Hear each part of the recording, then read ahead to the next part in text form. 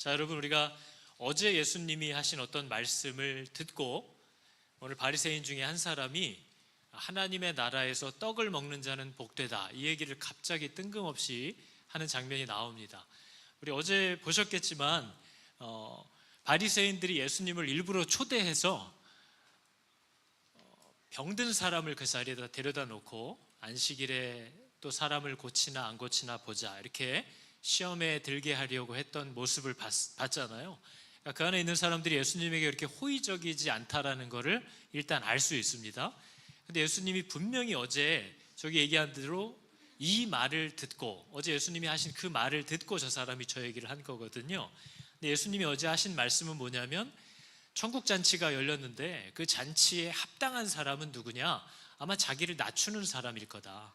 그 잔치에 합당한 사람은 겸손히 자기를 낮추는 사람이고, 또 자기들에게 어떻게 갚을 수 없는 힘없는 자들을 살피려고 하는 사람들일 거다.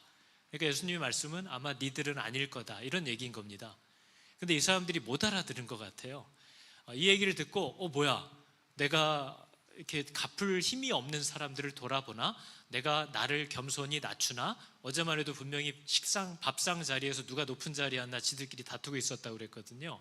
근데 그걸 깨달았으면 해서 말씀하셨는데, 그 앉아있는 사람들이 그 얘기를 이렇게 듣다가 하나님의 잔치 자리에서 우리가 식사할 사람들이지, 이 사람들이, 이 오늘 바리새인 한 사람이 한 말은 하나님의 나라에서 떡을 먹는 자는 복되다, 자기들 말하는 거예요. 예수님 얘기를 듣다가, 그지, 우리들이 장차 하나님의 나라에서 떡을 먹을 사람들인데 우리들은 참 복되다, 니들은 아니다, 이런 얘기를 이 사람이 정신없이 하고 있는 거죠. 그래서 예수님이 오늘 비유를 시작하신 겁니다. 이 바리새인이 얘기했던 복되도다, 하나님 나라에서 떡을 먹는 자가 복되다라고 할 때죠, 복되다라는 말은 하나님께 인정받는 상태에 있다라는 뜻이에요. 그러니까 바리새인이 자기들을 얘기하는 겁니다. 우리들은 하나님께 인정받는 사람들이다. 그러나 지금 가난한 자, 아픈 자, 앞 못 보는 자, 다리 저는 자, 이 사람들은 뭐예요? 하나님께 인정받지 못하는 상태에 있는 사람들이라는 인식을 갖고 있는 거예요. 왜냐하면 죄가 있으니까 저런 일을 겪지, 이런 생각을 하고 있는 사람들이거든요. 오늘날 저희들도 별로 다르지 않습니다. 죄가 있으니까, 뭔가 문제가 있으니까 저런 일을 겪는 거지, 하나님이 괜히 저런 일을 겪게 하시겠어? 이런 생각을 하고 있는 사람들인 거죠. 그래서 예수님이 오늘 비유를 시작하신 겁니다. 오늘 비유의 시작이 이렇게 돼 있잖아요. 이르시되 어떤 사람이 큰 잔치를 베풀고 많은 사람들을 청했다. 마태복음에서는 왕이 자기 아들을 위해서 잔치를 베풀었다, 이렇게 표현을 합니다. 근데 예수님이 잔치를 베풀었어요. 사람들을 부른 거 맞아요. 바리새인들도 불렀겠죠, 당연히. 그런데 예수님이 지금 얘기하려고 하는 건, 바리새인 그들은 어떻게 반응했느냐. 오늘 말씀을 보니까 잔치를 베풀고 초대했는데 그들이 다 일치하게 사양하여, 이렇게 얘기합니다. 예수님이 이 잔치를 베푼 주인이 사람들을 초대했는데 그들이 다 사양했다는 뜻이에요. 우리가 뒤에서도 보면 알지만 밭을 새로 사서 나가봐야 된다, 소를 새로 사서 나가봐야 된다, 나는 결혼을 해서 지금 더 바쁘다 하고 다 예수님의 이 주인의 초청을 그들이 거절했다. 뭐예요? 이유는 더 중요한 일이 있다, 다 이 얘기를 했다는 거예요. 그들의 공통점은 자기를 초대한 그 사람을 중요하게 여기지 않고 있다라는 사실을 얘기하고 있는 겁니다. 나를 초대한 사람을 좀 중요하게 여기지 않는 거예요. 근데 여러분 아시겠지만 사람은 자기에게 중요한 사람을 결코 무시하지 않습니다. 여러분, 사람은 자기에게 중요한 사람을 절대 무시하지 않습니다. 사람은 누구도 자기에게 중요하다고 여겨지는 사람을 결코 무시하지 않아요. 그런데 이 바리새인들은 주인이 초청을 했는데 밭이, 소가, 결혼이 하면서 나는 지금 더 중요한 일이 있다라는 말을 하면서 저들이 일치하게 사양했다, 이렇게 얘기를 합니다. 이게 원어의 직역을 하면요, 그들은 시작했다, 한 사람으로부터 모든 사람, 거절하다, 이런 뜻이에요. 그러니까 한마디로 이 얘기가 한 사람으로부터 모두가 거절하기 시작했다, 이 얘기를 하는 거죠. 여러분 아시겠지만 지금 이 주인이 갑자기 사람들을 부른 게 아닙니다. 주인이 어떤 사람을 잔치를 베풀고 초대했어요. 잔치를 베풀고 많은 사람들을 초청했습니다. 그리고 끝난 게 아니라 잔치할 시각이 되어서 재차 그 청하였던 자들에게 종을 보내어 지금 오소서, 모든 것이 준비되었습니다 라고 재차 다시 한번 부른 거예요. 그죠? 그러니까 저와 여러분들도 그분의 자녀로 세상의 빛과 소금으로 일단 불렀고, 우리가 이 땅을 살아갈 때마다 지금이 네가 빛이 돼야 할 때다, 지금이 바로 소금이 돼야 할 때다, 성령께서 재차 확인해 줍니다. 그런데 우리의 변명은 늘 뭐라는 거예요? 밭을 샀기 때문에, 이런 일이 있기 때문에 지금은 아니다라고 계속 변명을 한다는 얘기를 하는 거예요. 근데 이 일이 오늘 바리새인들도 보여줬지만 그들이 한 사람으로부터 시작해서 모든 사람에게 이 생각이 건너가기 시작한다는 겁니다. 근데 여러분, 우리가 교회에서도 그렇지만 저도 그래요. 제가 고등학교 때 처음 예수를 만났을 때 함께 고등부에 있었던 친구들의 거의 10명 이상이 다 사역자들이거든요. 하나님의 은혜가 한 사람한테 임하니까요, 그 한 사람 때문에 그 분위기가 달라집니다. 여러분들도 목장에서 경험해 보실 거예요. 아마 사시면서 느껴보셨을 거예요. 목장에 누가 있느냐에 따라 분위기가 달라요. 계속 그 방향을 엉뚱한 대로 이끌어가서 맨날 애 키우고 먹고 살고 모개지 감는 얘기만 하는 쪽으로 가는 사람이 있고, 늘 하나님께 초점이 맞춰져 있는 사람이 있어서 모든 상황을 그분의 눈으로 해석하기 시작하는 사람들이 있고, 모든 상황에서 하나님을 향한 신뢰와 감사를 얘기하는 사람이 혹 그 안에 한 사람만 있어도 그 분위기가 다릅니다. 은혜도 한 사람을 통해서 흘러가고요, 사망도 한 사람으로부터 시작되는 거예요. 우리가 교회 안에서도 보면 그렇잖아요. 예전과 또 다른 모습들이 나오죠. 결혼을 하면 혹은 아이를 낳으면, 요새는 아이를 낳으면 아이가 잠 패턴을 맞춰야 되면 예배 시간이랑 겹칠 때 아이가 먼저인 거예요. 그러니까 모든 그 일을 어떤 부부가 시작을 하면 다른 부부들도 그걸 따라가기 시작합니다. 어떤 부부가 결혼을 했을 때 어디를 갔다, 아이가 태어났을 때 몇 주 동안 교회를 안 왔다, 그러면 다른 부부들도 똑같이 그걸 따라가기 시작합니다. 모든 사람들이 하나님께 나아가는 것도 다른 사람을 보면서 따라가기, 전염되기 시작하고, 하나님으로부터 멀어지는 것도 다른 사람의 어떤 행위와 말을 통해서 번져가기 시작한다는 거예요. 그러나 성도는 누군가가 하는 행동이나 말을 보면서 결정을 하는 사람이 아니라 모든 상황과 모든 사건 속에서 하나님의 말씀을 살피고 듣는 것을 따라 움직이기 시작하는 사람인 줄을 여러분 기억하시기 바랍니다. 요즘 어떻게 하나? 요즘 결혼하면, 요즘 아이를 낳으면, 요즘 노후는 어떻게 준비하나? 그걸 보고 따라가는 게 아니라는 거죠. 그러나 누구든지 믿음으로 그 길을 시작하면 그 사람으로부터 모든 사람에게 그 일들이 넘어가고, 누군가가 하나님을 떠나가기 시작하면 그 사람을 힘입고 용기 얻어서 다른 사람들이 그 길을 따라가기 시작한다라는 걸 우리에게 보여줍니다. 그래서 누가복음, 우리가 읽고 있는 누가복음 저 뒤쪽에 21장쯤 가면 이런 얘기를 합니다. 제가 순서를 바꿔놨어요. 너희는 스스로 조심하라. 뭘 조심하래요? 그렇지 않으면 방탕함과 술취함과 생활의 염려로 마음이 둔해지고 뜻밖의 그날이 덫과 같이 너희에게 임하리라, 이렇게 얘기를 해요. 마음에 염려가 들어올 거래요. 하나님이 우리를 부르셨을 때 이 사람들이 했던 말이 이거잖아요. 밭을 샀음에 아무래도 나가보아야겠다. 나는 소 5겨리를 샀음에, 한 겨리가 한 쌍입니다. 2마리. 5겨리는 몇 쌍이에요? 몇 마리예요? 10마리인 거죠. 소를 사서 시험하러 가야 되겠다. 나 지금 장가 들어서 바쁘다. 그러므로 가지 못하겠노라 했대요. 저 일이 다 좋은 일인가요? 나쁜 일인가요? 다 좋은 일이죠. 밭도 샀어요. 소도 10마리나 샀어요. 결혼도 했어요. 좋은 일을 만났는데 이 일이 더 중요하기 때문에 이것을 주신 분에게 더 가까이 갈 수 없고 순종할 수 없다는 얘기를 하고 있는 거죠. 좋은 일이에요. 저와 여러분들도 대부분 좋은 일로 하나님으로부터 멀어집니다. 회사가 바빠요? 바쁜 게 좋은 거 아니에요? 회사 일이 없었으면 좋겠어요? 여러분, 우리가 모개지 감느라고 허리가 뽑힐 것 같아요? 모개지를 갚고 있다는 건 뭐예요? 집을 샀다는 거잖아요. 그게 안 좋아 보이면 집을 팔고 그냥 편하게 사시면 되잖아요. 좋은 것을 위해서 뭔가를 하고 있는데 그 일 때문에 하나님께 나아갈 수가 없다, 그 얘기를 계속 하고 있다는 거예요. 그 생활의 염려, 밭을 샀고 소도 샀고 결혼도 했고 이것들을 해야 되고 이게 더 중요합니다, 그 얘기를 하고 있대요. 그랬더니 21장에서 이 얘기를 하는 거죠. 조심해라. 생활의 염려로 마음이 둔해질 거래요. 생활의 염려는요, 이 말의 뜻이 단순히 걱정하는 감정을 말하는 게 아닙니다. 어떡하지? 어떻게 살지? 이런 걱정하는 감정이 아니에요. 왜냐하면 이거는 믿는 사람에게도 다 있거든요. 여러분, 예수 믿으면 걱정해요, 안 해요? 대답하기 되게 애매하죠. 저는 목사인데 걱정해요. 저는 목사인데 불안해요. 그런데 믿는 사람과 믿지 않는 사람의 차이는 뭐냐면요, 생활의 염려라는 건 단순히 걱정스러운 감정을 말하는 게 아니라 더 이상 하나님을 신뢰할 수가 없어서 눈을 세상으로 돌리는 걸 말하는 거예요.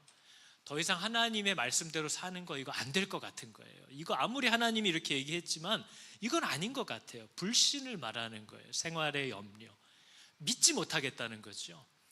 그러나 예수를 정말 믿는 사람도 걱정스럽고 불안해요. 근데 믿는 사람은 하나님을 믿는 믿음이 여전히 있다면 걱정하면서 순종하고 불안해하면서 따라갑니다.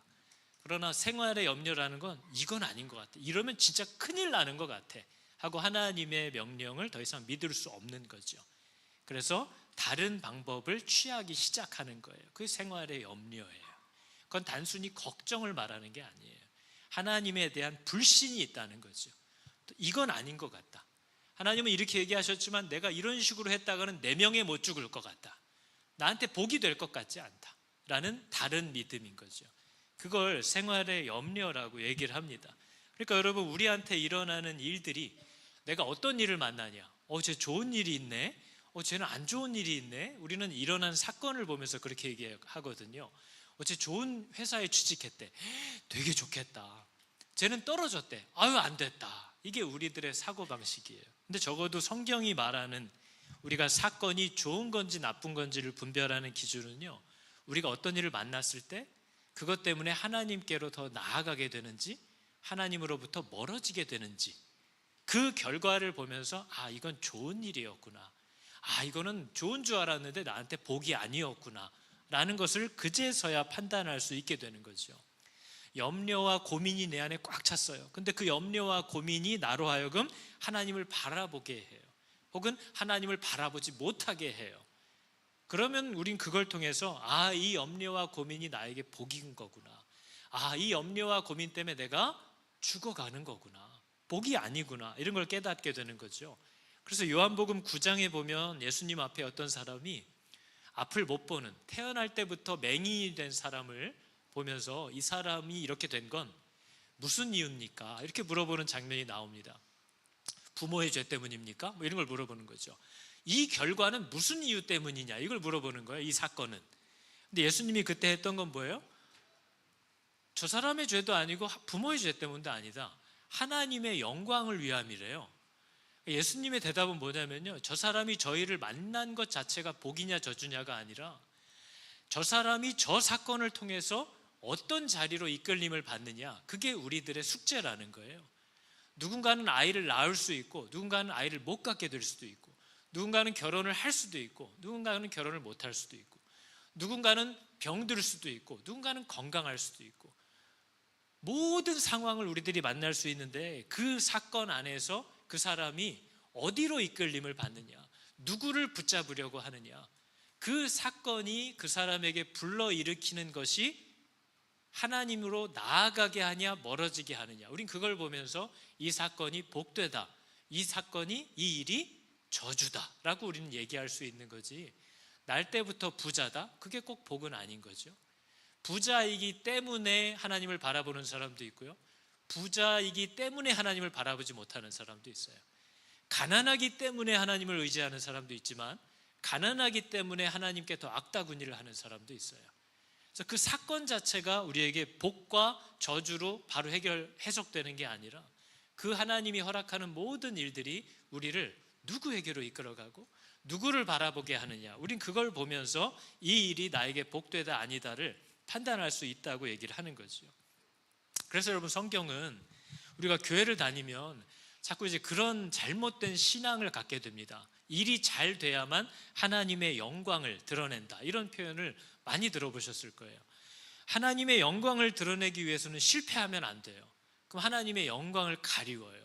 이런 얘기들을 우리가 늘 하는 거죠. 그래서 하나님의 영광을 드러내려면 실패하면 안 되고, 가난하면 안 되고, 병들면 안 돼요. 결혼 못하면 안 돼요. 이혼하면 안 돼. 자식이 없으면 안 돼. 공부 못하면 안 돼. 이런 거에 짓눌려 있는 분들이 이제 교회에 오면 몸이 아프거나 안 좋은 일이 생기면 절대 얘기 안 합니다. 왜냐하면 이 얘기를 누가 듣고 자기를 판단할 거라고 생각하고, 이 일이 일어난 것이 그냥 일어났겠냐, 뭐 하나님이 그걸 괜히 허락했겠냐, 뭔가 죄가 있으니까 저런 일을 만나게 하시는 거지.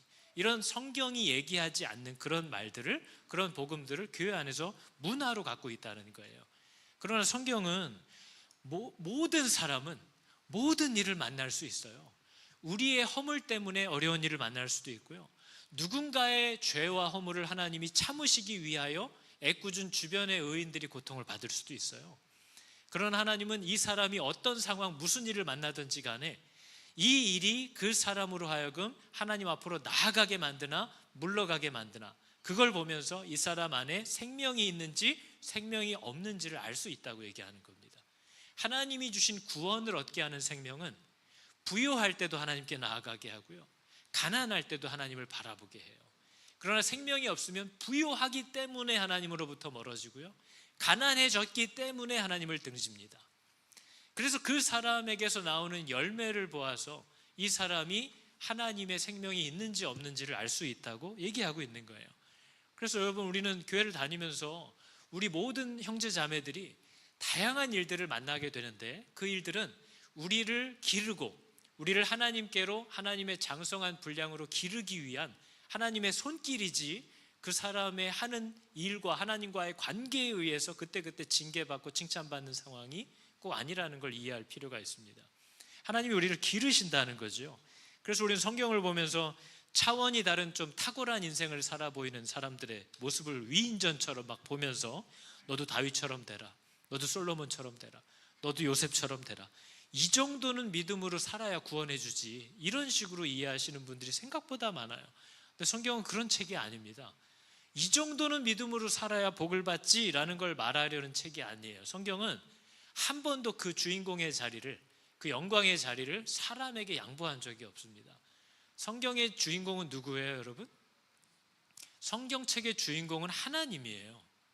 성경은 아무리 은혜를 주고 아무리 기회를 줘도 돌이키지 않는 인간들, 자기가 뭘 잘못하고 있는지도 알지 못하고 알아도 스스로 거기서 헤어나올 힘이 없는, 소망이 없는 사람들, 그런 사람들을 약속하신 대로 건져내고야 마시는 하나님의 열심과 탁월함을 얘기하는 책이에요.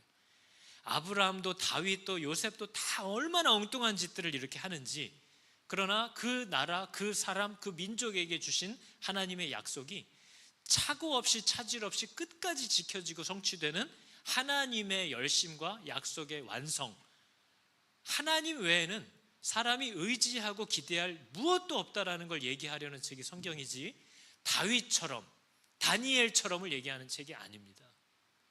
그러면 성경을 잘못 읽고 있는 거죠. 성경을 우리가 보면서 하나님의 열심을 발견하게 하는 책이 성경이에요. 하나님이 그 사람을 붙잡으시면 어떻게 되는지, 사람이 자기를 하나님께 내어드리면 어떤 소망 없는 사람도 하나님이 어떻게 만들고야 마시는지, 그거를 우리에게 보여주고 소망을 주는 책이 성경입니다. 그래서 빌립보서 이렇게 얘기하는 거죠. 너희 안에 착한 일을 시작하시니가 그리스도 예수의 날까지 이루실 줄을 우리는 확신하고 지금 인내하고 있는 거예요. 우리가 볼 때는 안 자라는 것 같고 안 변하는 것 같아요. 그죠? 근데 여러분, 우리 알잖아요. 집에서 뭐 이렇게 파를 심고 고추를 심고 식물을 심으면 이렇게 쳐다보고 있으면 안 자라는 것 같습니다. 그러나 우리가 언제 알아요, 그걸? 문득 이 언제 이렇게 자랐지? 언제 이렇게 나왔지? 하는 것을 뒤로 갈수록 알아가는 거죠. 아이들을 기르면서도 나는 그냥 걔가 걘 것 같은데 다른 사람들은 얘가 왜 이렇게 컸어? 하나님께서 우리에게 약속하신 일들을 그리스도 예수의 날까지 결국 이루실 거라는 이 믿음을 우리에게 가지라고 요구하고 있어요. 근데 마귀는 늘 저것을 의심하게 만듭니다. 그래서 그 믿음으로 저것을 받지 못하게 만드는 그 싸움을 계속해서 하고 있는 거죠. 그래서 오늘 말씀을 보면 예수님은 바리새인들은 다 자기가 구원받은 줄 알아요. 그리고 병들고 아프고 가난하고 이러면 하나님과의 관계에 문제가 있다라고 자꾸 생각을 해요. 버림을 받았다고 생각해요. 그게 저주라고 생각해요. 그런데 예수님은 오늘 잘된 게 꼭 복이 아니고 힘들고 어려운 게 꼭 저주가 아니라는 걸 보여줍니다. 왜냐하면 예수님이 불렀더니 잘 되는 줄로 복 받는 줄로 착각했던 사람들은 예수님보다 더 중요한 게 있다라고 자꾸 얘기를 해요. 그것들 때문에. 아직 우리 애기 잠자는 시간이에요. 우리 아기 아직 예방접종 안 끝났어요. 우리 지금 아직 모기지를 못 갚았어요. 내가 지금 요즘 일이 바빴어요. 더 중요한, 내가 살아가기 위해서 하나님보다 더 중요한 게 있다라고 자꾸 얘기를 해요. 근데 그런 것 자체가 다 없는 사람들, 그런 사람들은 뭐예요? 그 주인이 나를 불러주셨다는 거에 감격해요. 그 주인이 나 같은 사람을 기억하신다는 것 때문에 감격해요. 그래서 그 끔찍하고 비참한 상황이 이 사람이 하나님께 나아갈 수 있게 만든 은혜가 됐어요. 그래서 우리는 성경은 계속해서 복이 뭐냐? 복은 하나님과 함께 있는 거예요. 복은 하나님과 함께 있고 싶어 하는 상태를 말하는 거예요. 그래서 내가 만난 일이 아무리 좋고 사람들이 부러워하는 일이라도 그것 때문에 내가 하나님께 나아가지 않고 있다면 그건 복이라고 얘기하지 않아요. 그러나 내가 아무리 비참하고 사람들 보기에 수치스러울지라도 그것 때문에 내가 자꾸 하나님을 바라보고 나아갈 수 있게 된다면 그걸 복이라고 얘기하는 겁니다. 복에 대한 개념이 전혀 없는 거죠. 그래서 하나님은 때로 우리에게 성공을 주기도 하고 실패를 주기도 하고 때로 부욕해 하기도 하고 때로 낙심케 하기도 하고 가난하게 하기도 해서 우리에게 필요한 모든 것을 다 사용하셔서라도 하나님은 뭘 만들고 싶어 하는 거예요? 내가 하나님께로 나아오게 만들고 싶어 하는 거예요. 그래서 무슨 일을 만나든지 만사 형통하리라라는 찬송가가 뭐냐면요, 하나님의 초점은 우리를 그분에게 가까이 오게 하려는 거예요. 그래서 우리는 직장에서 떨어졌어? 아유 너 안 됐다. 아니요, 그런 거 아니에요. 직장에 붙어서 승승장구해? 어이 부럽다? 과연 그럴까요? 그것 때문에 하나님께 더 가까간다면 부러운 일이죠. 복된 일이죠. 그러나 그것 때문에 하나님으로부터 멀어진다면 그걸 복이라고 얘기할 수 없다라고 계속해서 얘기하는 거예요. 그래서 이렇게 착각하고 있는 바리새인들, 니네들은 잔치에 들어올 수 없는 사람들이라는 걸 못 알아듣고 있는 거죠. 그래서 예수님께서 누가복음 14장 오늘 읽은 뒷 말씀에 보면 이렇게 얘기를 합니다. 주인이 종에게 이르되 길과 산 울타리가로 나가서 사람을 강권하여다가 내 집을 채우래요. 그러니까 지금 이미 초대받은 사람들은요, 난 더 중요한 게 있다라고 하면서 계속 거절한다는 거예요. 여러분, 저와 여러분들의 얘기예요. 이미 부르셨고 이미 빛과 소금으로 불렀고 하나님의 자녀로 불렀잖아요. 그런데 하나님이 지금 순종해야 될 타이밍이라 종들을 보내서 성령을 보내셔서 지금 이렇게 순종해야 할 것에 대해서 요구하고 있는데, 밭을 갈라가야 돼서, 소를 시험해 봐야 돼서, 결혼해서 더 중요한 일이 있어서 하고 계속 거절하고 있다는 거죠. 그런 사람들에 대해서 뭐라고 얘기를 하시는 거예요?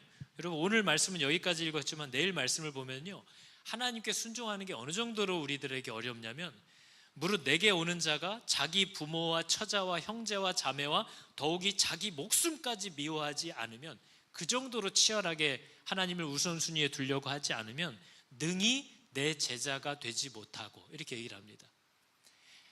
아이 때문에요?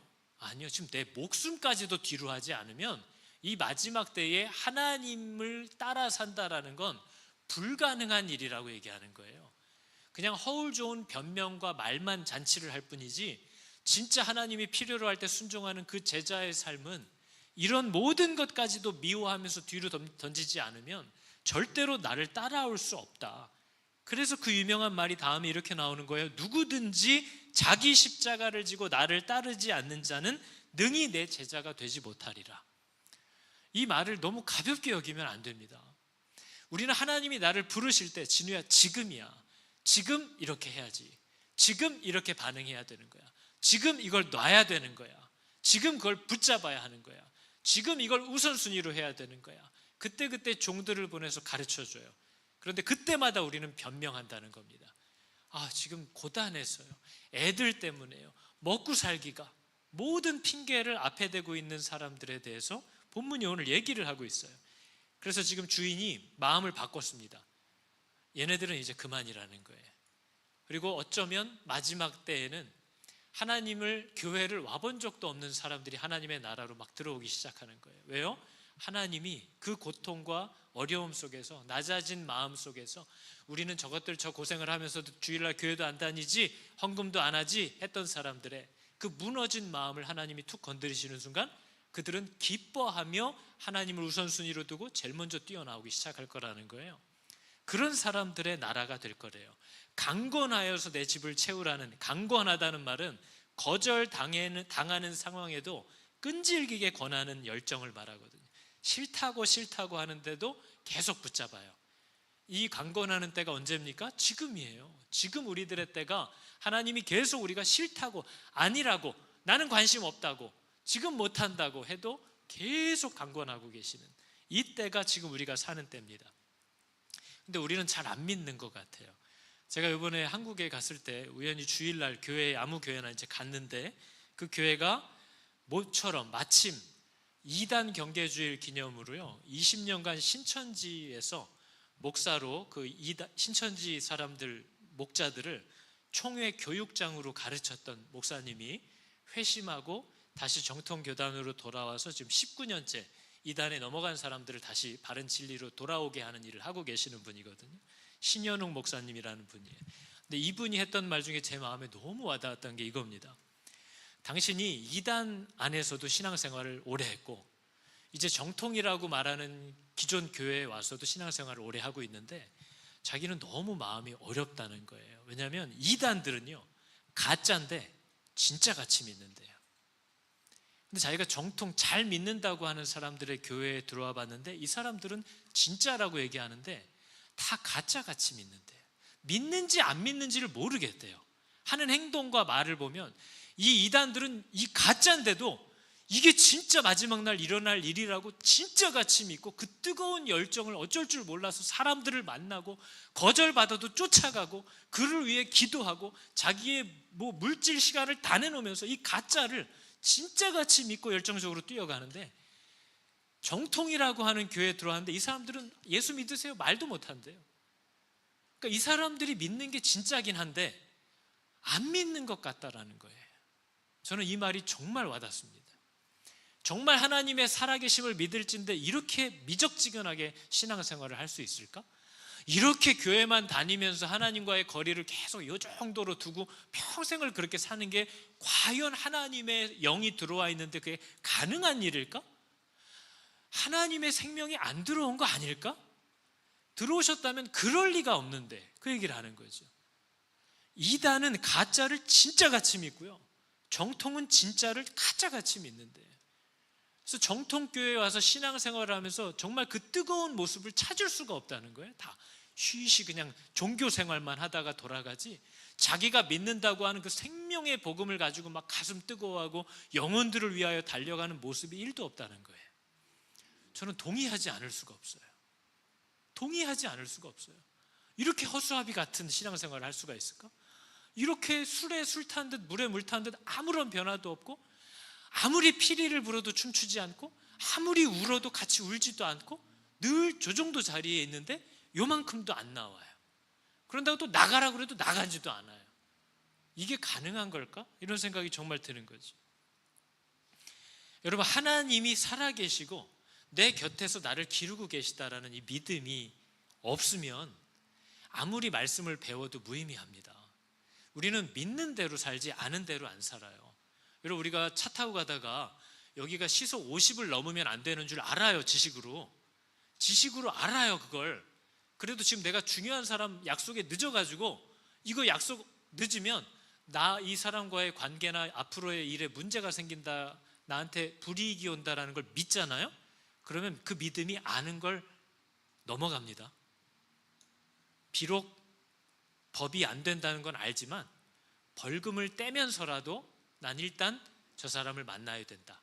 왜? 그게 나한테 유익인 거예요. 벌금 50불 떼는 게 나한테 불이익이냐, 이 사람과의 관계가 깨지는 게 불이익이냐, 이 사람과의 관계가 나한테 훨씬 유익해 라고 믿으면 그 법을 안 지켜요.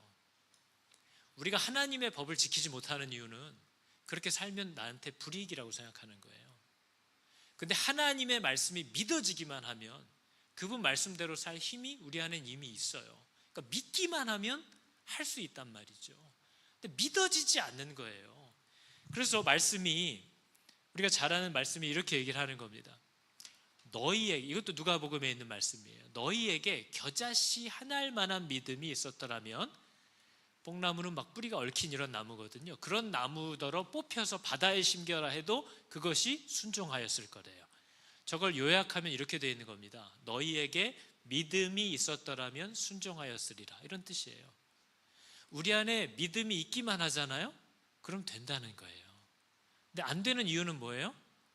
믿음이 없다는 거예요. 믿지 못하고 있다는 거예요. 근데 우리들의 위선은 뭐예요? 믿는데도 안 돼. 이걸 우리가 얘기하는, 이게 우리의 위선이라는 거예요. 안 믿는다고 얘기하고 싶어 하지 않아요. 믿는데도 안 될 수 있어. 이렇게 거짓 교사들이 되는 거죠. 그러나 사람은 정말 그게 나에게 유익하다고 믿으면 합니다. 정말 그게 내 자녀에게 복이 된다라고 사람은 정말 믿으면 그걸 해요. 그러나 못하는 건 뭐예요? 하나님의 말씀대로 자녀를 키우는 것보다 이 상황에 있어서만큼은 이렇게 해주는 게 내 자녀에게 유익하다고 믿어지기 때문에 그 순간은 하나님을 우선순위로 하지 않는 게 가능해지는 거예요. 그러니까 믿음이 있기만 하면 순종할 수 있대요. 믿음은 있기만 하면 돼요. 크냐 적냐가 중요하지 않아요. 겨자씨만큼만 있어도 돼요. 일단 그 믿음은 내게 아니라 하나님으로부터 온 생명이고 능력이기 때문에 있기만 하면 된다는 거예요. 그럼 우리는 뭘 불안해야 되는 거예요? 내가 믿음이 있나? 내가 정말 하나님을 믿나? 이건 우리가 정말 고민해 봐야 되는 거죠. 왜냐하면 지식은 우리를 바꿀 능력이 없습니다. 믿지 않는데 아는 건 아무 변화를 못 줘요. 그래서 율법이 실패한 거예요. 이스라엘 백성이 하나님을 신뢰하지 못하고 있는데, 하나님을 못 믿어요, 이스라엘 백성들이. 근데 율법은 받았어요. 이건 해라, 이건 하지 말아라. 그러니까 못 지키는 거예요. 지식은 절대 우리를 못 바꿔요. 그래서 예수님이 오신 거잖아요. 예수님이 왜 오셨어요? 아는 대로 살지 않아요. 사람은 믿는 대로 살지. 하나님이 우리 안에 들어오셔서 내게 믿음을 주시고 하나님을 신뢰하게 하셔서 그 믿음대로 살게끔 하는 도움을 주실 수 있는 분은 하나님밖에 없어요. 그래서 예수 그리스도께서 하나님이 내 안에 들어올 수 있게 해주시는 그 길을 열어놓으려고 자신의 생명을 버려서 하나님과 우리 사이에 막혀있는 죄의 값을 대신 지불하시고 하나님이 내 안에 들어올 수 있는 길을 열어주셨다는 겁니다. 그래서 이제는 우리는 뭘 받은 거예요? 성령을, 하나님을 우리 안에 모신 거예요. 그래서 내 안에 들어오신 성령은 내게 믿음을 주시기 때문에 그분을 신뢰하고 보지 못하였으나 사랑하게 하여 주시는, 구원을 얻게 하는 능력이기 때문에 하나님을 받은 자들은, 구원을 받은 자들은 그분을 신뢰합니다. 그래서 두려워하면서도 계속 쫓아가고 불안해하면서도 결단하는 거예요. 왜냐하면 믿거든요. 믿어요. 신뢰해요. 그래서 여러분, 이 변화를 가능케 하는 건 성경 공부가 아니에요. 지식을 많이 갖는 게 아니에요. 이런 변화를 가능케 하는 건 하나님을 신뢰하게 되는 변화가 있어야 돼요. 믿음이 있어야 된다는 거예요. 믿음이 없이는 안 돼요. 하나님을 신뢰하는. 그래서 우리가 열왕기상을 보면요, 성전이 완성되는 모습을 보여줍니다. 솔로몬이 만든 성전인데요, 하나님이 얘기하신 대로 다 만들어 놓고 화려하게 다 완성이 됐어요, 성전 자체는. 근데 이 성전이 딱 완성되는 마지막 장면을 열왕기상이 이렇게 보여주거든요. 제사장들이 여호와의 언약궤, 말씀을 그 처소로 메어 드렸으니. 이 성전의 마지막 완성 활용점정이 뭐예요? 하나님과의 약속, 그 언약 말씀을 성전 내부 지성소에 딱 제사장들이 어깨에 메고 들어가서 안착시켜 놓는 거예요.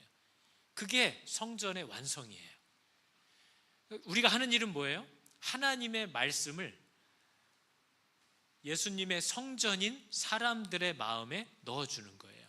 그것은 아침마다 매일 성경을 읽는다는 뜻이 아니고요, 하나님의 말씀을 신뢰하게 한다는 뜻이에요. 하나님의 말씀이 믿어져요.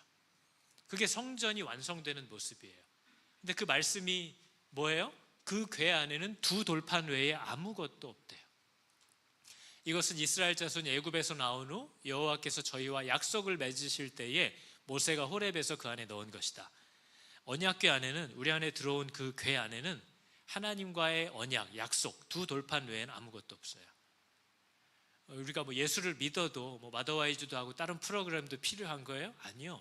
하나님의 말씀, 하나님을 신뢰하기만 하면 완성된 거예요, 이 성전은. 그러면 이 사람은 이제 자신의 주인된 주인의 명령을 따라서 움직이는 교회가 돼요. 이 사람이 가정에서도 그리스도를 머리로 삼고 순종하기 시작하고, 세상에서도 그분을 신뢰하고 그분의 법대로 움직이기 시작하고, 그분의 법대로 움직이다가 당하는 고통과 고난을 기뻐하고 즐거워하고 영광스러워한다고 얘기하는 거죠. 그런데 뭐예요? 하나님을 신뢰함이 우리 안에 없다는 거예요. 그런데 교회 다닌대요. 예수 믿는데요. 천국 간대요. 그런 사람들에게 오늘 예수님이 다시 얘기해 주는 거예요. 이 비유를 들어주시는 거예요. 너는 내 말을 안 듣잖아. 너는 나보다 더 중요한 게 있다고 늘 나와의 관계를 우선순위를 하고 있지 않고 있잖아. 불러도 안 오잖아. 말해도 움직이지 않잖아. 왜요? 더 중요한 게 있어서요. 더 바쁜 일이 있어서요. 일치하게 사양한대요. 이 사람들이 다. 우리가 신앙생활을 그렇게 하고 있다는 거죠. 하나님의 말씀이 그 사람 안에 믿어지기 시작하잖아요. 그러니까 열왕기상에 어떤 일이 일어났어요? 제사장이 그 구름으로 말미암아 능히 서서 섬기지 못하였으니 이는 여호와의 영광이 여호와의 성전에 가득함이었더라. 하나님의 말씀이 믿어지기 시작하면 하나님의 임재와 동행이 그 사람의 삶에 시작되기 시작한다라는 걸 성경이 우리에게 보여줘요. 그러니까 여러분, 무엇이 우리한테 복입니까? 바리새인들은 우리는 참 복되다. 우리는 하나님도 믿고 아프지도 않고 가난하지도 않고. 근데 그것 때문에 하나님으로부터 멀어졌어요. 그것 때문에 하나님보다 더 중요한 게 생겼어요. 근데 가난하고 아픈 사람들은 그것 때문에 하나님을 더 반갑게 여기고 그것 때문에 하나님을 기뻐하는 사람들이 되었어요. 그러니까 우리 성도들에게 있어서 복은 뭐예요? 잘 되는 거예요? 성공하는 거예요? 돈 잘 버는 거예요? 자식들 잘 되는 거예요? 사고 안 당하는 거예요? 아니에요. 잘 되던, 아프던, 돈 잘 벌던, 돈을 못 벌던 그 일과 사건 때문에 하나님께 나아갈 수 있게 해준다면 그 일은 복된 거예요. 그러니까 지금 여러분이 만나는 일이 너무 요즘 일이 좋아요? 잘 돼요? 근데 그것 때문에 하나님으로부터 멀어져요? 그럼 그거 복이라고 얘기하면 안 되는 거예요. 요즘 마음이 어려워요. 괴로워요. 마른 수건 짜듯이 힘들어요. 그런데 그것 때문에 내가 하나님께 더 순종할 수 있는 힘이 생겨요. 왜냐하면 순종하는 거 외에 다른 길도 없어요. 그러면 그 사건이 나에게 복입니다라고 자랑해도 되는 거예요. 하나님이 이 복을 주시려고 저에게 이렇게 지금 행하고 계시는 것에 대해서 너무 죄송하고 감사합니다. 우리는 그것을 부러워해야 되는 거죠. 자식들이 너무 잘 된대요. 교회 한 놈도 안 와요. 하나님을 사랑하지도 않고 존중하지도 않고 하나님의 뜻대로 살아야 된다는 사실도 몰라요. 세상에서 어떻게 살아가는지 집 사고 재테크하고 이런 것만 생각하는 애들이 됐어요. 우리는 그 사람을 보면서 불쌍히 여겨야 되는 거지. 부럽다. 우리 자식도 저랬으면 믿는 사람이라고 할 수가 없는 거죠. 여러분, 우리 오늘 함께 할 찬양이 아까 했던 주가 일하시네라는 찬양입니다. 성경은 하나님의 일하심을 보여주는 책이에요. 탁월한 사람 없어요. 더 나은 사람도 없어요. 성경은 사람을 얻으시려는 하나님의 열심이 누군가에겐 때로 위로를 주시기도 하고 얼르기도 해야죠. 달래기도 해야죠. 어떤 때는 한 대 때리기도 하시죠. 소리를 버럭 지르기도 해요. 왜요? 모든 초점이 뭐예요? 돌아오게 하려고, 나 신뢰하게 하려고, 하나님과 함께 걷게 하려고. 그래서 우리는 성도들은 이 고백을 당연히 할 수 있어야 되는 겁니다. 무슨 일을 만나든지 뭐예요? 다 나한테 복이라는 거예요. 모든 좋은 일이든 나쁜 일이든 모든 일이 합력하여 나를 그분께로 인도하려는 하나님의 그 선한 뜻을 이루고야 마실 거라는 거예요. 그러니까 여러분, 자꾸 어리석게 교회에서 무슨 일을 만나면 자꾸 뒤를 캐고 저게 무슨 일이 있어서 저렇지, 내가 어려운 일을 당하면 나는 못나고 정말 능력도 없고 하나님이 기뻐하시지도 않는 자식이고 이러면서 혼자 연민을 떨면서 그 자리에 주저앉아 있지 말아요. 그런 일을 허락하시는 건 나아오라고 하는 거예요. 쳐다보라고 하는 거예요. 너 우선순위가 틀렸으니까 바로 바꾸라고 얘기를 하고 계시는 거예요. 한 대 두드려 맞으면 하나님 또 뭐요? 왜요? 하고 쳐다보고 묻고 바로 잡고 잘해주시면 감사해요. 잘해주시는데 이게 또 너무 감사해. 내 마음이 하나님으로부터 멀어지지 않아. 감사하고 우리 이렇게 계속 살아가는 거죠. 제발 세상의 논리와 원리를 가지고 교회 안에서 해코지하고 꼰대질하는 사람들이 되지 마십시오. 하나님은 우리를 다 얻고 싶어 해요. 그래서 지금 제가 맞아야 될지 달래야 될지를 하나님이 알아요. 맞을 때 옆에서 같이 도와주고 잘 될 때 함께 기뻐하고 거기까지입니다. 다른 사람에 대해서는 내가 맞아야 될 때인지 하나님이 왜 이런 일을 나에게 허락하시는지 맨날 야속하다고만 하지 말고요. 야속한 동기는 하나도 없어요. 다 나를 위해 최고의 선택들과 가장 좋은 길들을 하나님이 열고 계신 거예요. 그러니까 모든 일을 만날 때 그 하나님의 신실하심을 볼 수 있기를 여러분 축복합니다. 저렇게 날이 저물어가고 내 인생에 해가 지고 아무도 없는 빈들에 홀로 있는 것 같은 때, 그때가 뭐 하라는 때예요? 그때가 하나님을 보는 때예요. 광야는 미드바르, 듣는 곳이라는 뜻입니다. 듣는 곳이 내 인생의 광야에서 그분에게 듣는 거지요. 우리 함께 찬양할 때 하나님의 열심 때문에 우리에게 소망이 있는 겁니다. 다른 건 아무것도 없어요. 함께 믿음으로 고백하면서 나아가도록 하겠습니다. 날이 저물어갈 때, 날이 저물어갈 때, 빈들에서 걸을 때, 그때가 하나님의 때, 내 힘으로 안 될 때, 안 될 때, 빈손으로 걸을 때 내가 고백해.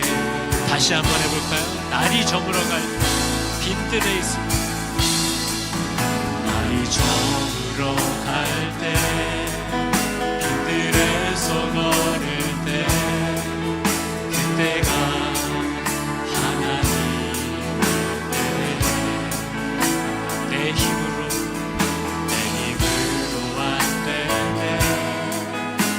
손으로 걸을 때 내가 고백해. 여호와 주가 일하시네, 주가 일하시네, 주가 일하시네. 주께 아끼지 않는 자에게 주가 일하시네, 주가 일하시네. 신뢰하며 걷는 자. 2절 함께 찬양.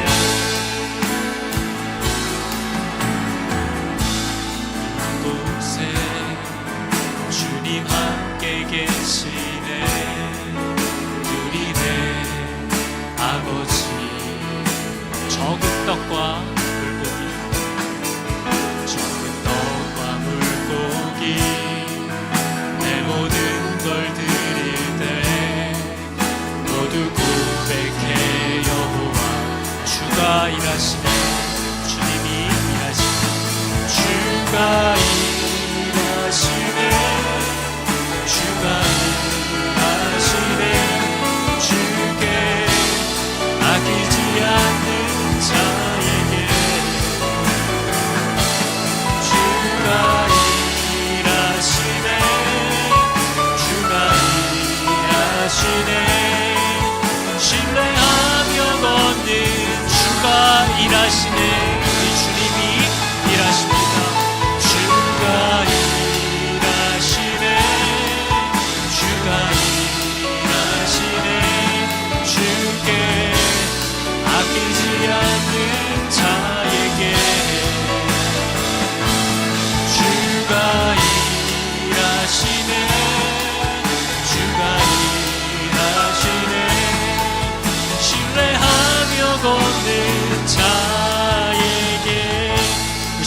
기도할 때 하나님, 나에게 복이 무엇인가? 정말 가난하고 병들고 앞 못 보고 다리 저는 자들, 그 상황을 만난 것 때문에 하나님을 쳐다본다면 이것이 웬 복인가? 부유하고 안 아프고 건강한 것 때문에 하나님을 생각하지 않고 산다면 이게 웬 저주인가? 하나님, 복의 바른 개념을 이해하게 하여 주셔서 하나님이 내 삶 가운데 현재 행하고 계시는 그 모든 일들을 바르게 해석할 수 있는 믿음의 눈을 하나님 열어주시옵소서. 시간 주여 한번 해주시고 크게 기도하며 나아가도록 하겠습니다. 주여! 하나님, 우리의 모두의 마음을 새롭게 하시고 우리의 눈을 열어주사 하나님의 말씀과 약속으로 무엇이 우리에게 복인지를 깨닫게 하여 주시옵소서. 하나님과 함께하는 것이 복입니다. 하나님을 아는 것이 복입니다. 하나님과 동행하는 것이 복이고 하나님이 내 눈에 보이는 것이 복입니다. 하나님 예수를 믿는다고 하면서도 우리가 무엇을 사모하는 자인지도 알지 못하고 예수를 믿는다고 하면서도 이것을 자랑하지 못하는 아버지, 우리의 믿음 없음을 불쌍히 여겨주시옵소서. 하나님, 우리를 긍휼히 여겨주사 우리의 눈과 마음을 열어 아버지, 우리가 무엇을 사모하고 무엇을 추구하며 살아가야 하는지를 깨닫게 하여 주시옵소서. 예수를 믿는다고 하면서도 어쩌면 이렇게 미치가라게 살아갈 수 있는 것인가? 어쩌면 이렇게 내 삶의 우선순위가 바로잡히지 않은 것인가? 어쩌면 이렇게 하나님의 말씀보다 더 중요하다고 얘기하는 일들이 내 안에 많은 것인가? 하나님, 우리를 불쌍히 여겨주시옵소서. 우리가 진실로 하나님을 신뢰할지 때 하나님의 약속들을 붙잡고 살아가는 인생이 되게 하여 주시옵소서. 하나님의 눈과 마음을 열어주사 진실로 내게 믿음을 허락하여 주사 정말 산을 그어놓으라고 해도 우리만큼 하나님의 모든 말씀이 믿어지는 하나님의 은혜를 우리에게 허락하여 주시옵소서. 내가 주님을 의지하고 주여 은혜 위에 은혜를 더하여 주사 이 모든 일들 가운데 함께 하시는 나의 하나님을 힘있게 붙잡고 살아가는 저희들 나누게 하여 주시옵소서. 주여 내 마음을 힘있게 하여 주시는 주님의 은혜로 어떤 상황도 처하든지 정말 아버지 모든 것들이 나를 지키고 운전하시고 하나님 가까이 주여 은혜의 주여 또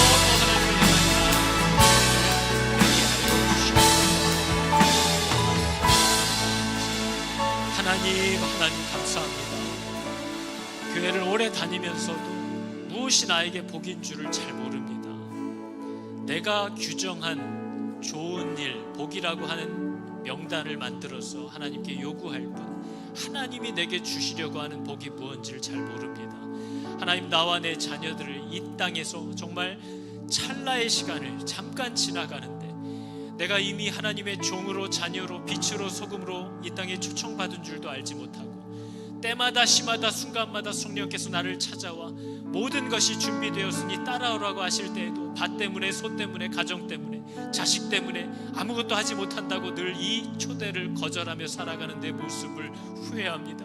하나님, 내 눈을 열어주시고 내 마음을 부드럽게 하여 주사 내 부름이 무엇인지를 깨닫게 하여 주시옵소서. 내가 이 땅에서 만나는 모든 일들이 나로 하여금 내 눈을 열어 나를 창조하시고 나를 구원하신 나의 주인을 다시 바라보고 그분에게 나아가게 하기 위한 일들임을 깨닫게 하여 주사 어떤 일을 만나든지 기뻐하며 자랑하며 그 일로 인하여 하나님께 더 가까이 나아가는 생명과 구원의 은혜가 그 생명이 내 안에 있게 하여 주시옵소서. 우리의 자녀들에게 있게 하여 주시옵소서. 여호와는 내게 복을 주시고 너를 지키시기를 원하며 여호와는 그의 얼굴을 비추사 은혜 베푸시기를 원하며 여호와는 그 얼굴을 너희에게로 향하여 드사 평강 주시기를 원하노라. 아멘.